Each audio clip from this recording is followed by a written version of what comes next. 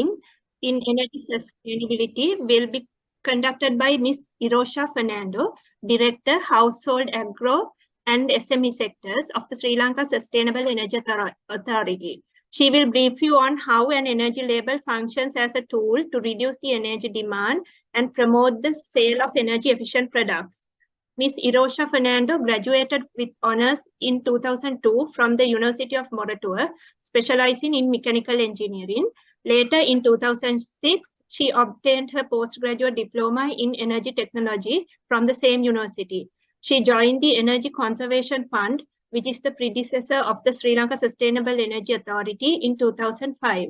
Her experience in the energy field amounts to more than 18 years.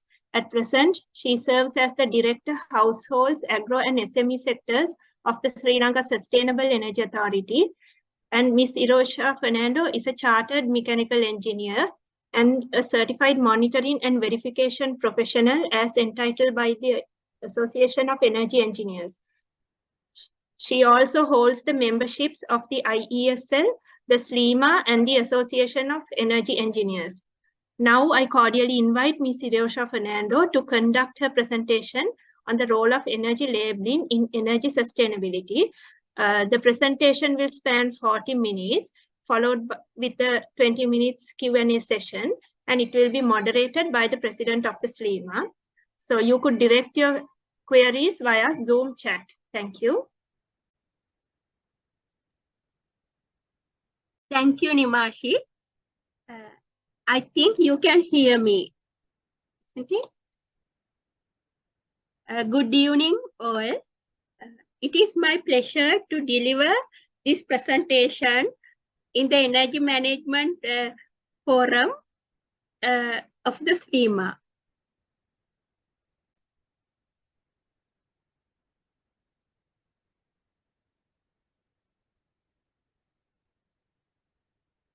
Today, my topic is the role of energy labeling in energy sustainability.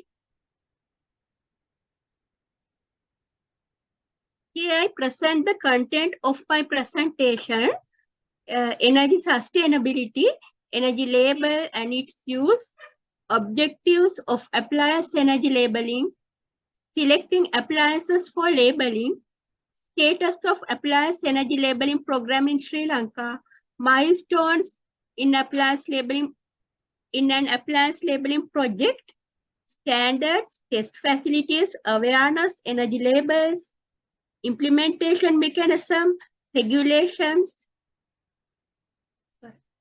and major concerns and estimated savings through energy labeling programs. Let's see what is energy sustainability. We all know, as people in the energy field, that energy sustainability is the ability to meet the energy needs of the present without compromising the ability of future generations to meet their own energy needs. So as a world, it is required to achieve energy sustainability. Otherwise, future generations will have to face not only insufficiency of energy, but also the negative environment impacts in 1,000 folds that we merely face at present.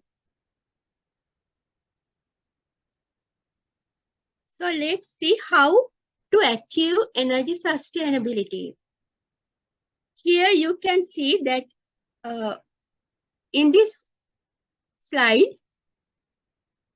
that energy modesty plays a vital role.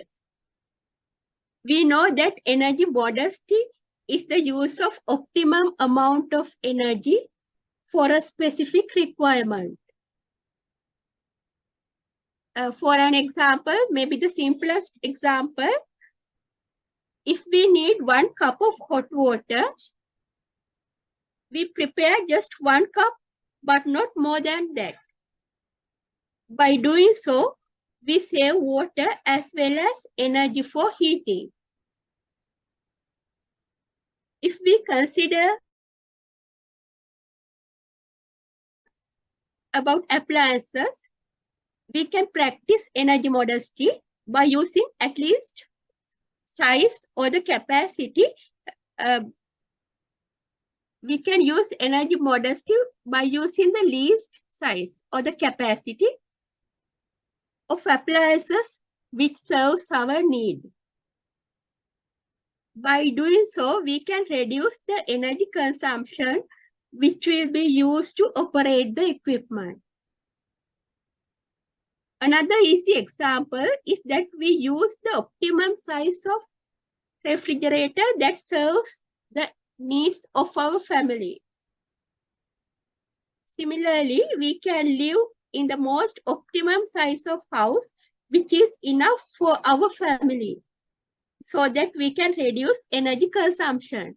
So I think the base is the energy modesty, then comes energy saving and conservation.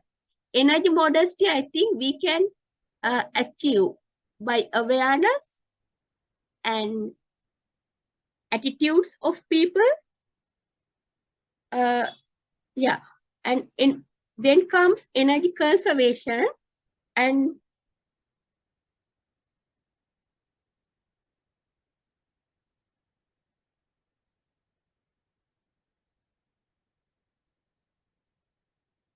we know that with awareness and habits, and maybe with passive building designs and many other options, we can save energy. Next comes system development. We can reduce energy use by introducing systems, both technical systems as well as non-technical systems.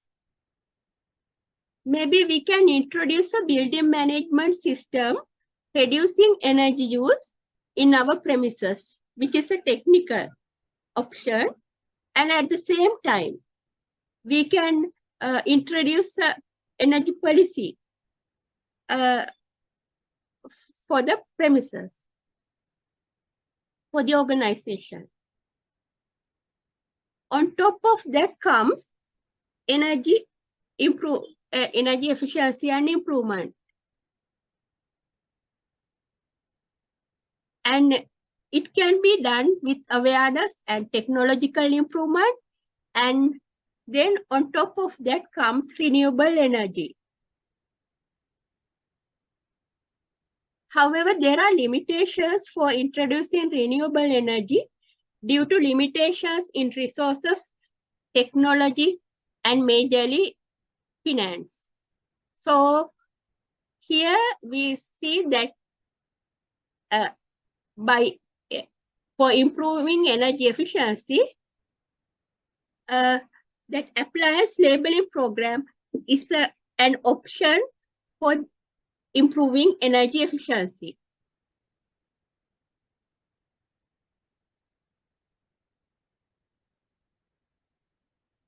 Now let's see what is an energy label and what are the uses of it. Energy label provides guidance to the customer to make correct purchase decisions. We know that operating cost, which is basically the fuel cost of an energy consuming appliance, is very much significant in its life cycle cost. We can reduce this operating cost or the fuel cost by purchasing energy efficient products. So energy efficient product comes to the stage like that, and energy label is again, it is a tool used worldwide to display the energy efficiency and consumption data accurately and in a simple manner in order to enhance awareness of the consumer about the energy performance of the product at the point of buying, which helps him or her to make correct purchase decisions. So energy labels helps to identify energy efficient products at the point of purchasing.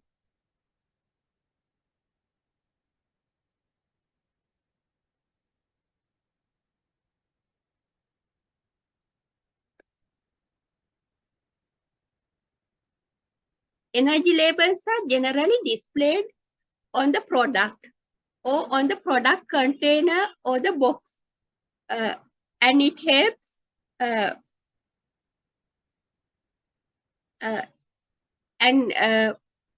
help the customers easily to see the label.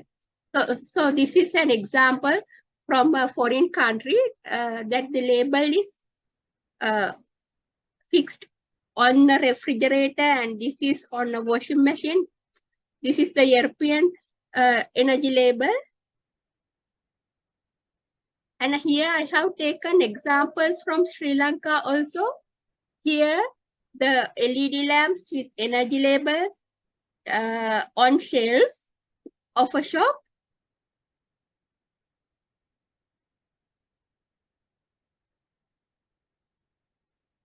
There are many types of energy labels used worldwide. One type is energy label as illustrated here.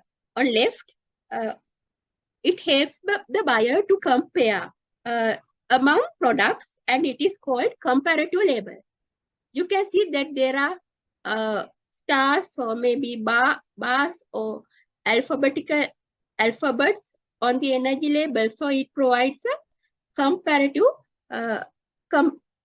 it helps compare between products. So this label is more informative label. It's a very much informative label, and it illustrates energy efficiency as well as many other information.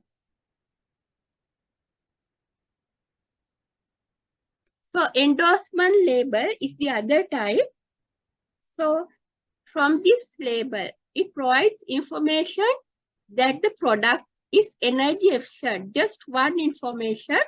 When we see this endorsement label on a product, we can assure that this product is energy efficient.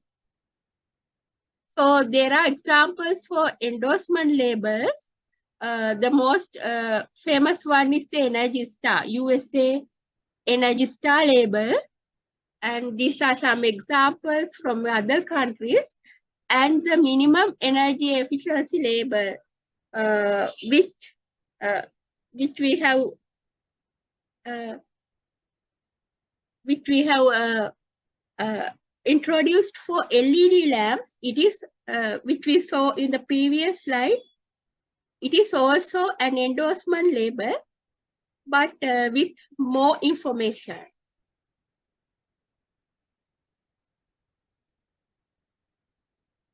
The labeling programs in different countries vary from each other, but the label, its simplicity and the information are very much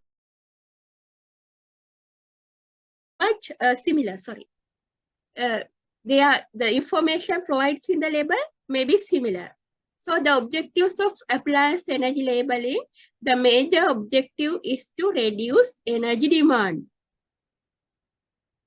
So it is done by helping the customers to identify energy efficient products, and that creates the market promotion. So promoting energy efficient products, increasing the number of energy efficient products in the market. So when customers buy more and more energy efficient products, the suppliers tend to increase the energy efficient products in the market. And from that, eliminating energy inefficient products in the market. Normally, this is done by imposing legislations, by prohibiting energy inefficient products entering into the market. And there are other benefits also, that once these energy efficient products are identified, now they are identified using the energy label, and it helps green procurement, and it helps policymakers in introducing fiscal policies on energy efficient products. And it helps market transformation towards energy efficiency. Let's see how the market transformation towards energy efficiency happened due to these energy labeling programs.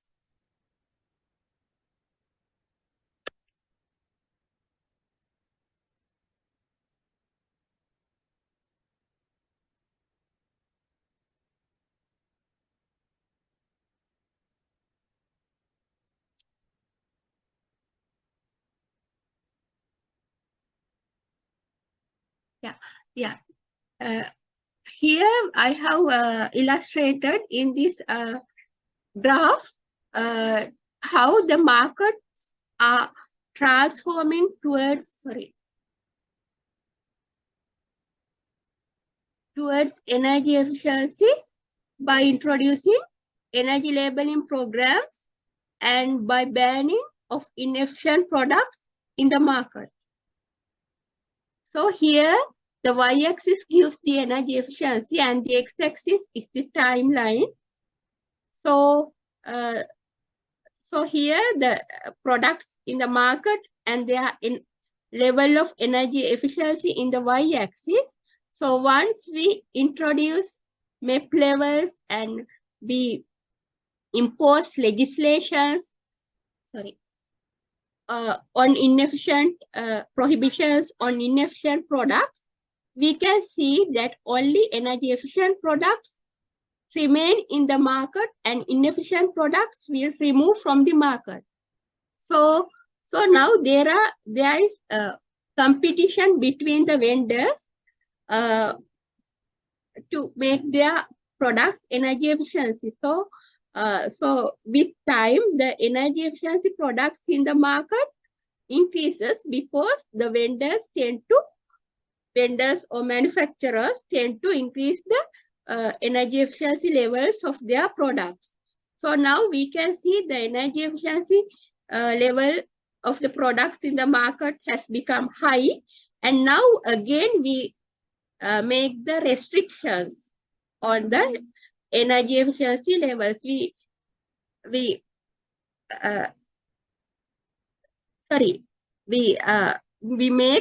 it we make the MEP level high so that the energy efficiency of the products which has energy with energy efficiency lower than the introduced level removed from the market due to the enforcement of legislation. So only the products having higher energy efficiency levels remain in the market, and again vendors tend to increase the level of energy efficiency of their products, and again market efficiency level rises. So now we can make the levels more stringent. So now the third MEP level now, because here maybe the average level of the energy efficiency of the products in the market, now the level we make it more stringent, and now only the energy efficient products with energy efficiency higher than that level remains in the market, and other products are removed from the market. So likewise, we can see the energy efficiency of the products in the market become high, and the market transforms towards energy efficiency by labeling programs and with legislations. So selecting appliances for labeling, we can see maybe in every country, the appliances should be energy consuming appliances, and it may be electricity or LP gas or petrol, diesel or biomass. Any energy consuming product we can introduce energy labels. So the products are highly used. So normally the energy labels are introduced for appliances which are generally used highly in the society, and the buyers or the users of such products have little or no capability in identifying the efficiency of the product. That is a special reason. So the buyers have no capability of identifying what are the efficient products and what are inefficient products. So that market is the domestic product market. So normally energy labeling programs target the domestic market.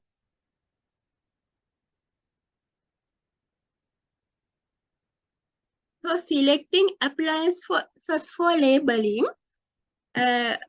here there are some criteria for selecting appliances for labeling. Normally, products which consume a significant amount of energy.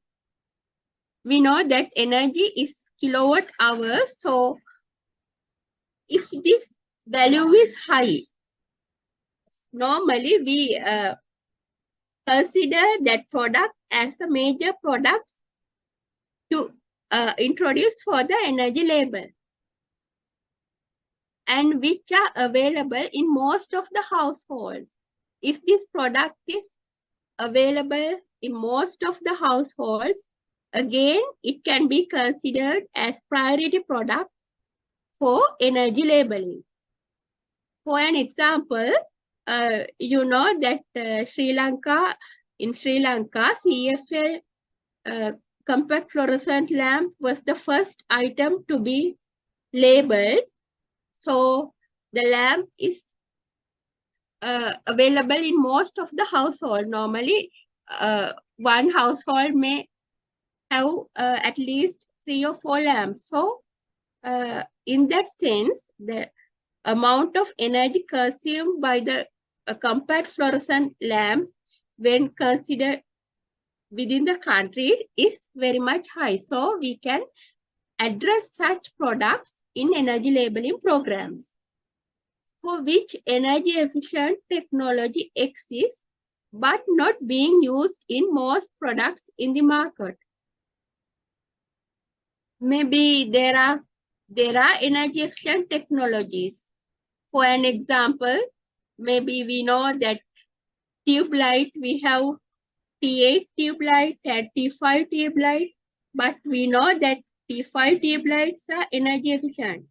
And again, when we consider the ballast of fluorescent lamps, we know that electronic ballast is much more energy efficient than magnetic ballast. So if we need to phase out inefficient products and remain the efficient products, we can impose energy labeling schemes for such products, so that products with energy efficient technologies remain in the market and other products are removed, for which there exists a significant variation in energy efficiency of different units. So the market has products with different brands and different model numbers. There are a lot of different brands. So if the energy efficiency levels are highly varied within these brands, we can consider that appliance is a major appliance to be addressed in energy labeling programs. In that sense, by doing so, we can identify what are the energy efficient brands, and we can phase out energy inefficient brands from the market. This happened at early stages of LED lamp introduction to the market. There were a lot of, and still there were a lot of energy efficient brands and energy inefficient lamps in the market. and we introduced minimum energy performance lamp. So now there is a requirement that the efficacy of the lamp should be similar or higher than 75 lumens per watt. So if the so now all the lamps in the market should remain in the efficacy level 75 or higher. Other lamps should be phased out from the market from this program.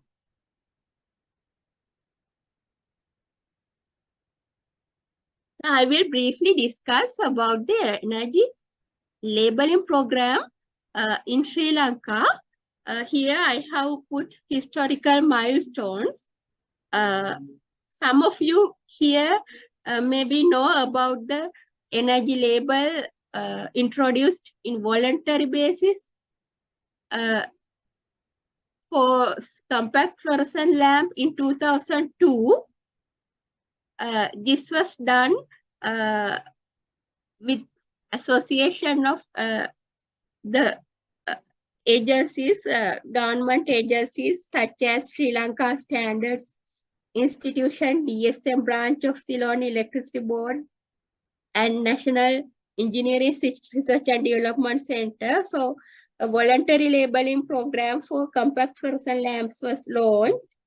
So CFS that vendors having good lamps, means energy efficient lamps, they entered the scheme and they displayed the energy label on their products. But because this was a voluntary labeling scheme, the vendors with low quality lamps, they did not enter the scheme. So there should be good public awareness, a strong public awareness for such programs. The public awareness was not sufficient, and the number of vendors entering into the scheme became less and less with time. So, so that there should the need of a mandatory labeling program was arised due to these problems.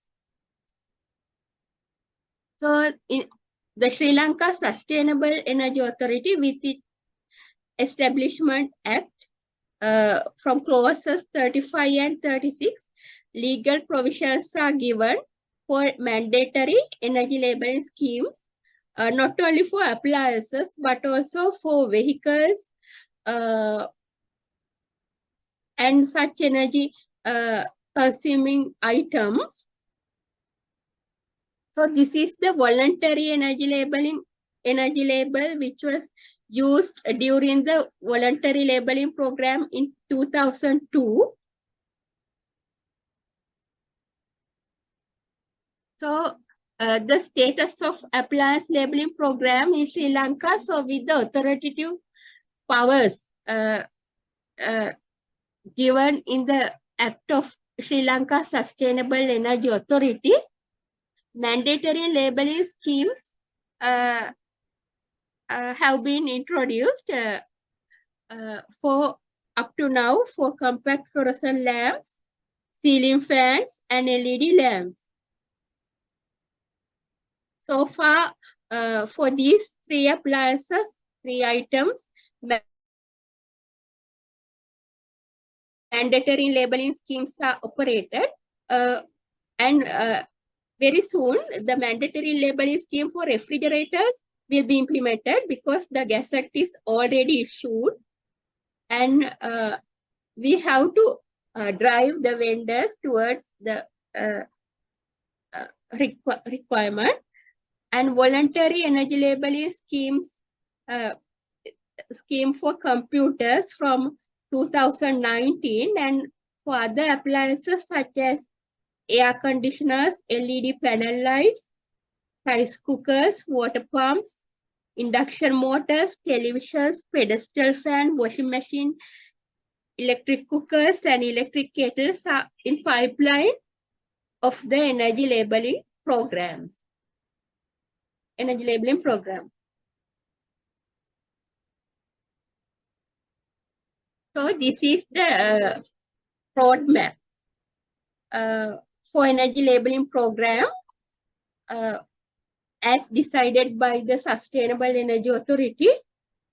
So in 2009, for CFS, the gazette was issued. In fact, the year of the issuance of the gazette is illustrated here, it's mentioned here, but sometimes due to many restrictions, many limitations, the labeling program is implemented many years after issuance of the gazette. So in 2009 for CFS, the gazette mandating the illustration, the display of the energy label was issued. And in 2003 for ceiling fans, the gazette was issued by, it was commercially implemented in 2020, and 2016 for tube lights and ballasts, the gazette was issued. And for LED lamps, 2020, and likewise, we have the roadmap for Appliance energy labeling program. And if we consider the milestones of such project, in fact, labeling one product is a project, in fact. So first, energy labeling standards should be compiled, and it should be published as Sri Lanka standards, and develop test facilities and supplier awareness, consumer awareness. And when it is making mandatory, we have to gazette the regulations. So these are the 5 major activities in a labeling program. So once this step, we reach this step, we can introduce voluntary labeling schemes, and when gazettes are issued, it is made mandatory. So the standard publishing is another activity. So you can see that there are several committees and public comments are here. Likewise, it is the standard is presented to the Council of SLSI. So this is also a process, preparation of the energy labeling standard. Usually, the initiation is taken by the Sri Lanka Sustainable Energy Authority, and it formulate committees with expert groups for formulating energy labeling standard. And here, normally the standard energy labeling standard comprises of the scope, the references, definitions, marking. So this is it contains these points. So the method of test determination of minimum energy performance and labeling. Likewise, and when we put that star rating criteria, we usually test the performance of the products in local market. So once the performance is tested, the energy labeling criteria and the star rating criteria is determined, and it is inserted in the labeling standard. So the actual market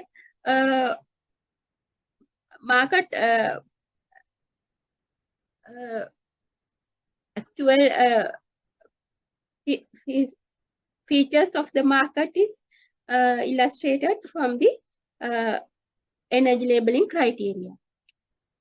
So the standards which have been published as Sri Lanka standard, that is mentioned here. So I just skip that.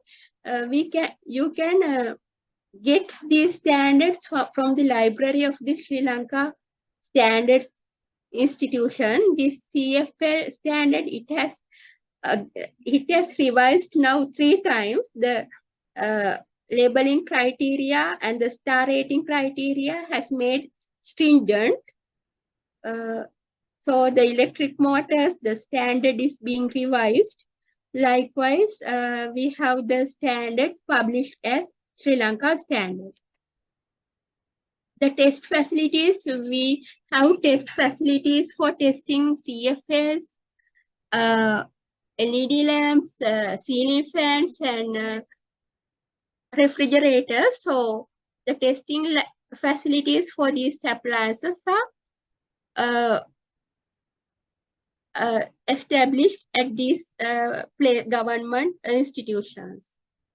So refrigerator test facility is at Nerd Center, and it also has a lighting laboratory, and ceiling fans are tested at Sri Lanka Standards Institution, and computers can be tested in University of Moratuwa at the Computer Science Department, and CB and ACCIMT has lighting laboratories.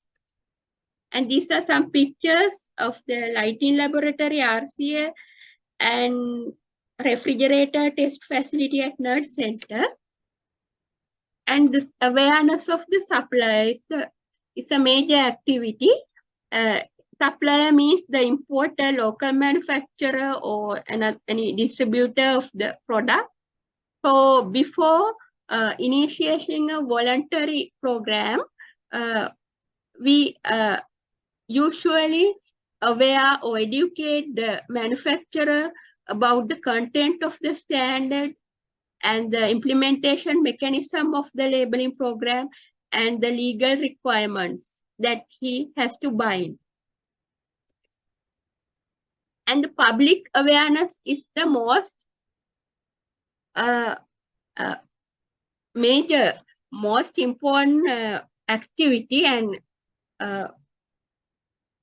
on this, any labeling program may sustain with the awareness of the public.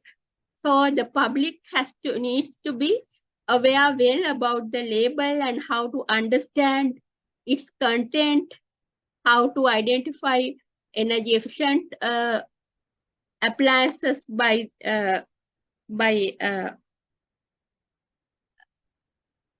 looking at the label, and energy label products and legal requirements. We have to aware the public. So SCA has done some awareness programs for ceiling fans and LED lamps. And here I have put, this can be done by any mode. There are several modes, maybe electronic media, print media, and majorly now there are social media. So usually effective awareness programs are required for sustainability of such programs. Here there are some examples, some advertisements in print media done by Sustainable Energy Authority. So this is the energy label for compact fluorescent lamps, which was the first item to be introduced under the labeling program. So I think here, now this is a 3-star label, and here in the left hand, rated power, and right hand, energy consumption per month is there. So considering 4 hours per day operation. So the actual power, when it is tested at the laboratory, the actual power is mentioned here. So there are requirements that the difference between the rated power and the actual power, it should not go more than some level. So all these things are in the energy labeling standard. So this is for CFS, how star rating criteria is done. So the performance grading star rating is done based on the performance grading of the appliance. So the efficacy here A is 0.9. Efficacy stands, the weightage of efficacy is very much high. It is 0.9, and the power factor as well as color temperature have been considered in determining the performance grading. And based on performance grading, this is for lamps with rated voltage equal or less than 60 watt. There is one star rating, and there's another star rating for lamps CFLs with rated voltage greater than 60. You can see it is higher. The higher performance grading is required. So there is prerequisite. So this requirement, and there are many other requirements, they should be complied before going for the energy label. So this is a major requirement, that lumen maintenance after 2000 hours of aging of the lamps shall not be less than 80% of the initial lumen output. So likewise, for CFL, for ceiling fans, the energy label is here. So here the number of stars assigned for that model, and on the left hand, power consumption at maximum, minimum, and average speed of the regulator setting. So in right hand, energy consumption per month at average speed is given. So it is considered using 8 hours per day operation at average speed. That units per month is calculated. So here the brand name and the model number is given, and also the regulator model number is also given. Sorry.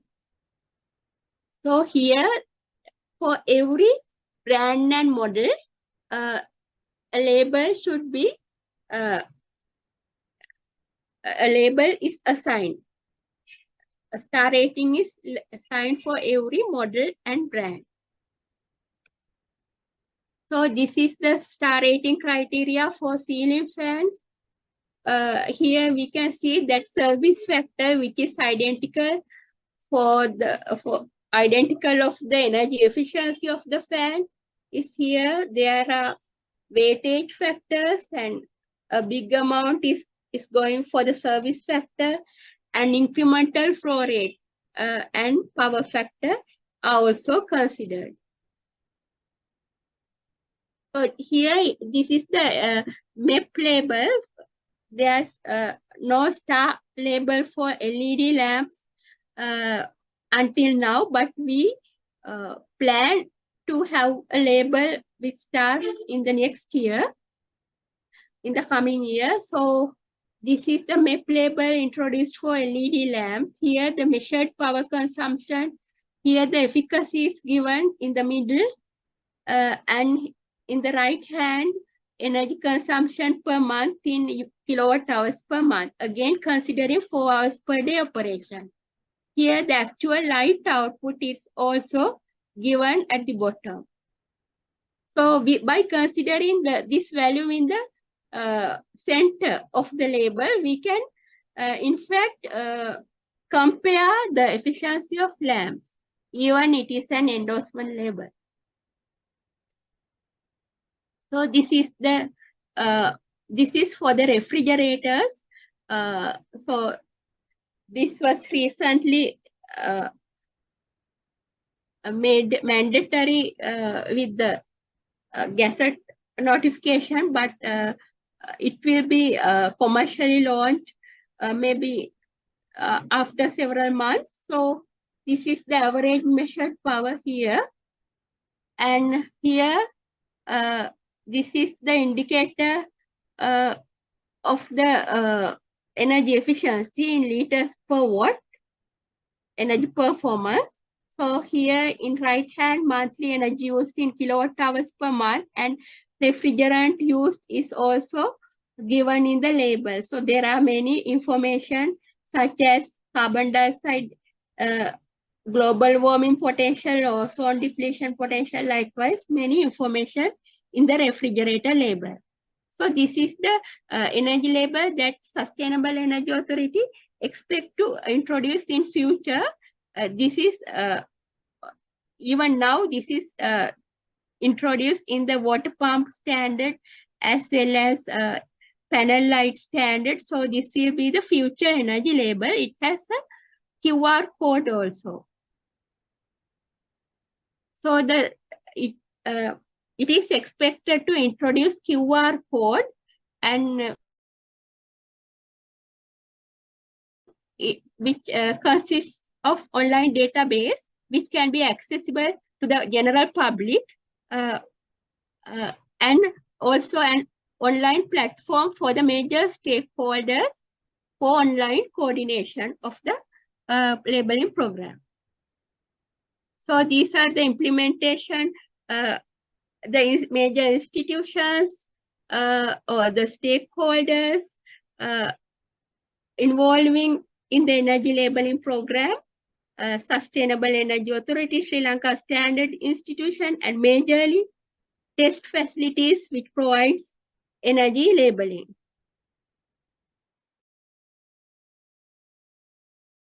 So Sri Lanka Customs and Consumer Affairs Authority also involves in this. So this is the implementation mechanism at present, which is operated at present. So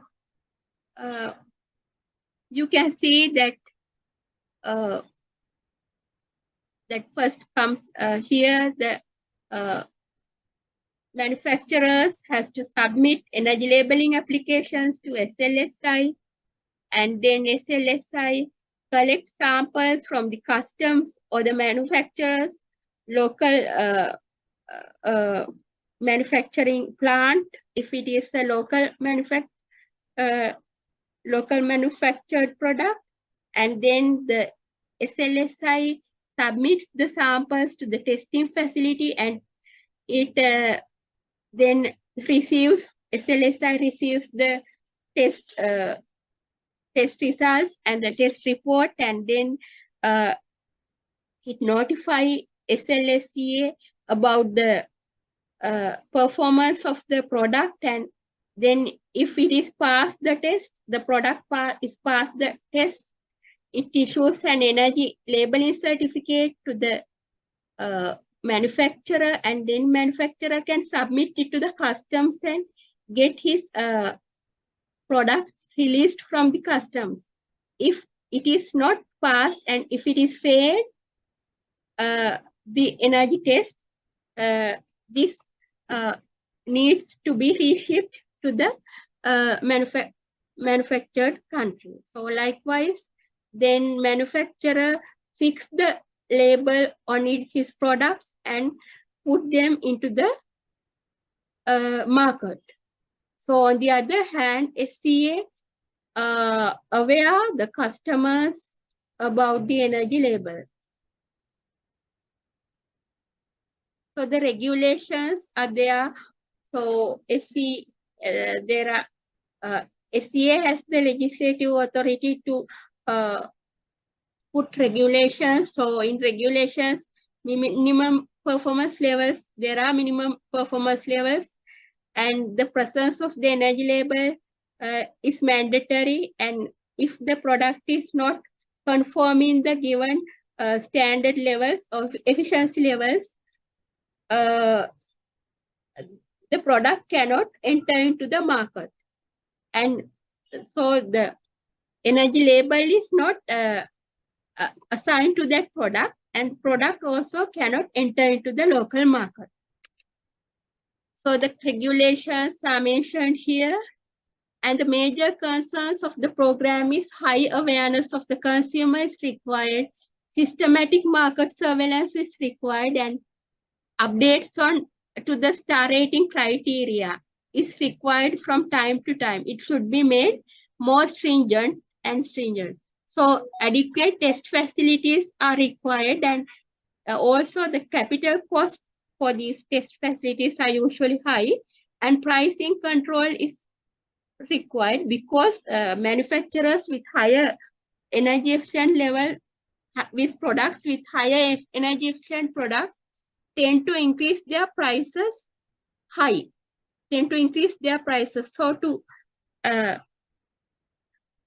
stop that, pricing control is required.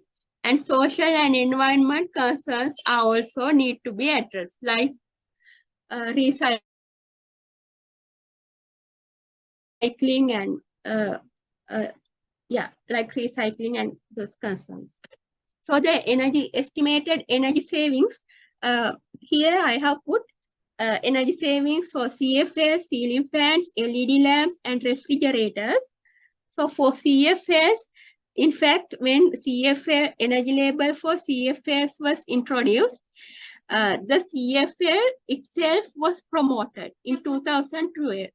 We can see by the import statistics, then the incandescent lamps, which was of which the imports numbers are higher in previous years, has drastically dropped in the recent years on which this CFL energy label was introduced. So with the promotion to the CFL and the energy label, a large amount of energy saving was there. So from ceiling fans, it is estimated that 30 megawatt and 83 gigawatt hours per annum can be saved, and this is with the actual values, considering the performance levels of energy efficient ceiling fans and with LED lamps and also with refrigerators. These amounts of energy saving can be estimated to be achieved, and the carbon dioxide reduction per annum are illustrated here. And it is the end of my presentation. Thank you very much for your patience in listening to it. Thank you, Ms. Irosha. Now, if the audience has any questions, they can you can direct it to the chat box.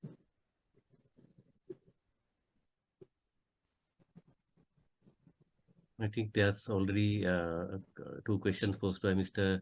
Rafias Zaman. Could you please explain how to give the star rating, for example, single star or 3 star? First one. The second one, are there any building energy rating systems program? Over to you, Irosha. Yeah, for the first one, yes, star ratings are given based on the energy performance of the products in the local market. So first, there are expert committees which Sustainable Energy Authority has assigned for preparation of the standard. So in the standard, energy ratings are given. So for an example, for CFLs, for determine the energy efficiency, the efficacy level, as well as the power factor and the correlated temperature CCT is considered. So, but a higher amount of weightage of this formula I can show you has been given for the efficacy. So, likewise, the formula is determined first. I can show you first the formula is determined.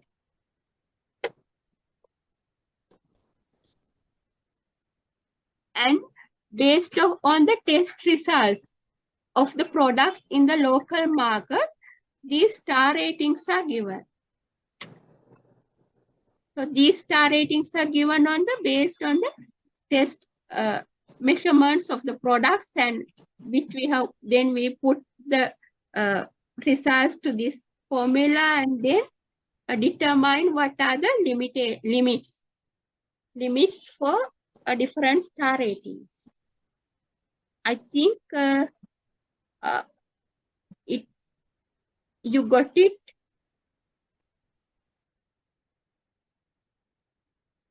And the other question, I think,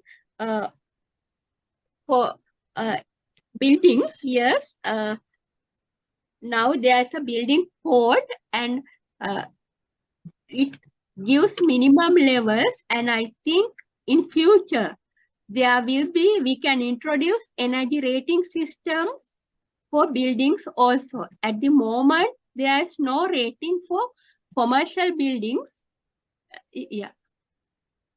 At the moment, there is no.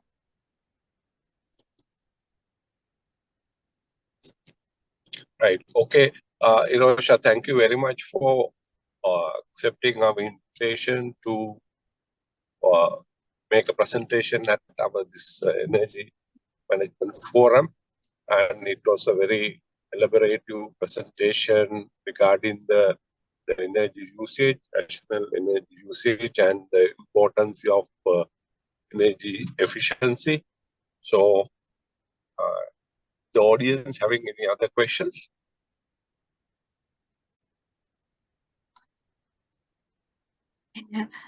Yeah. Here all the vendors have to test their products at the local test facility. So based on that results, the energy label, MEP label is assigned for LED lamps. So yeah, I think did that lamp hold a label, MEP label?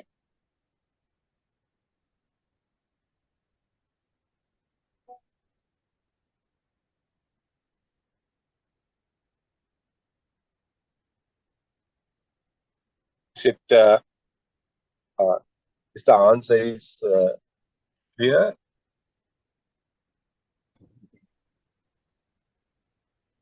Yeah, I guess you hear me now. Yeah. You can speak now. Box carries the manufacturer's lumen output and the power, which works out to 92 lumen per watt. But the MEP label says 106 lumen per watt. So manufacturer may have given a kind of a lifetime average. I do not know, because he does not say anything. Whereas the label must be giving the test result. So the test result is a lot better than the manufacturer's declared luminous efficacy.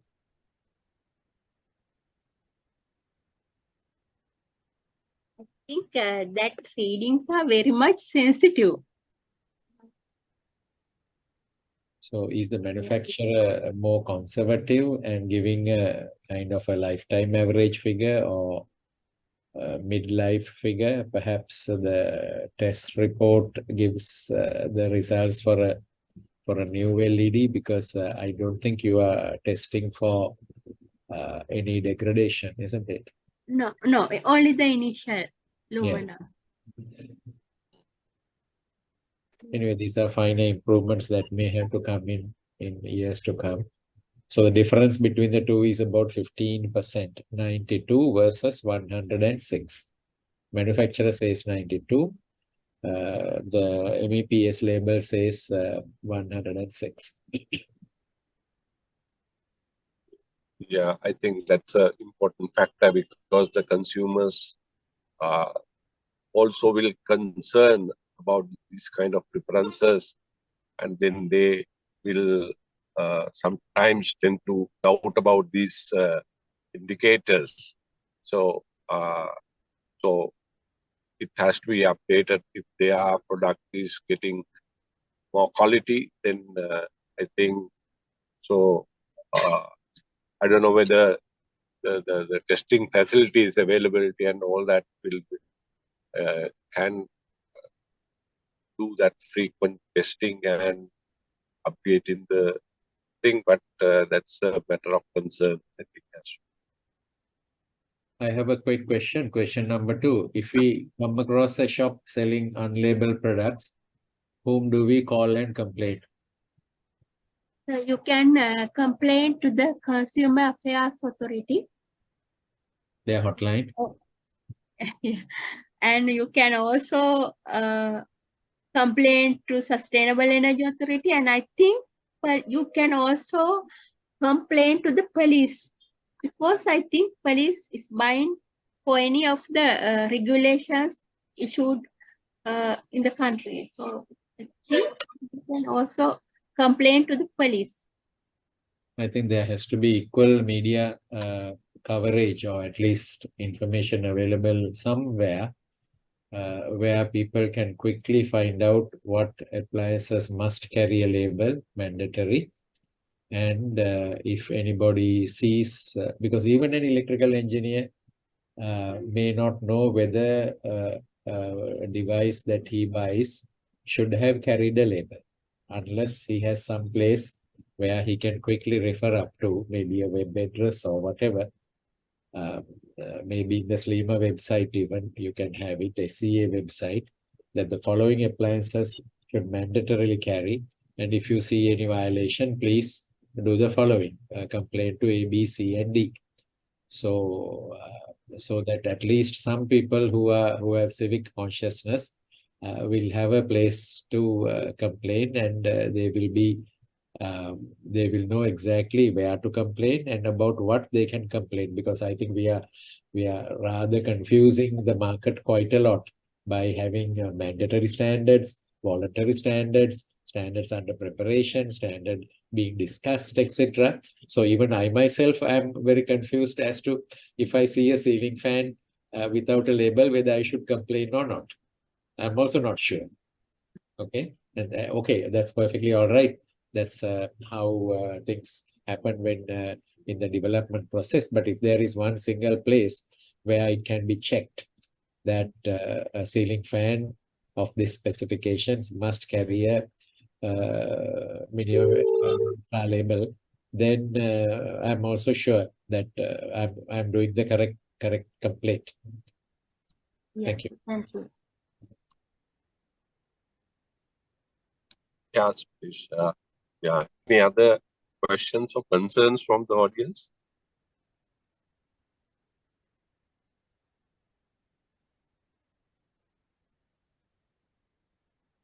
Yeah.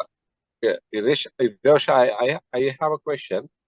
This so in this country now we are accessible for electricity almost 100%, and then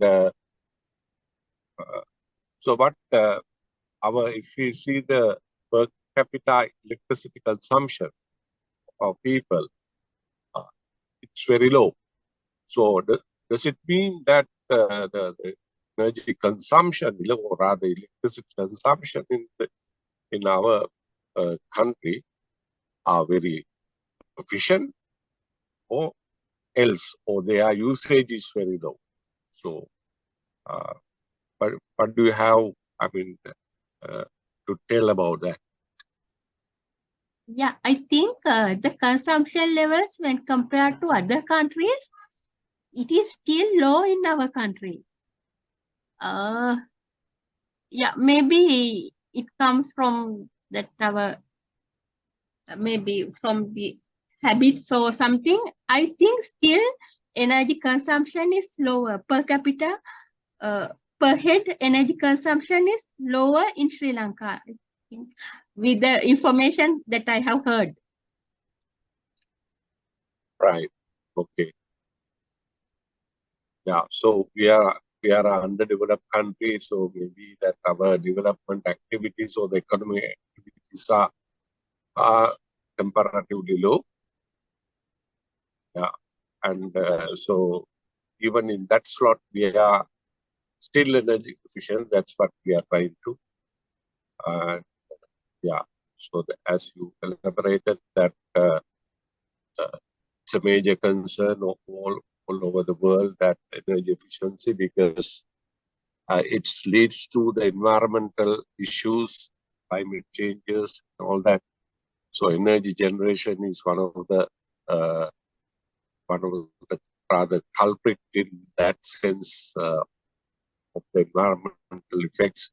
So people are moving towards renewables these days, and for the anyhow the bulk of the energy still is generated through the fossil fuels. So everybody is trying to minimize the carbon emissions. So in that context, the energy efficiency is a very crucial factor. So in that sense, your labeling program, yeah, I think we can further expedite the things still much better, because yeah, we recently visited that that function about introducing this labels for refrigerators, and is it available for air conditioners as well? I can't remember. In that forum, I think we discussed only about the refrigerators, isn't it? Yeah, it is good that you raised that. For air conditioners, we have published standards as Sri Lanka standard, and now there is a grant from for a test facility. There is a grant from South Korea for a test facility. Now it is ongoing. We will be establishing the test facility at the LECO training center at Tekala Jaila, and it is an ongoing project now. So I think by 2025, by early 2025, we can launch a voluntary labeling program for room air conditioners. All right. Audience have any other questions?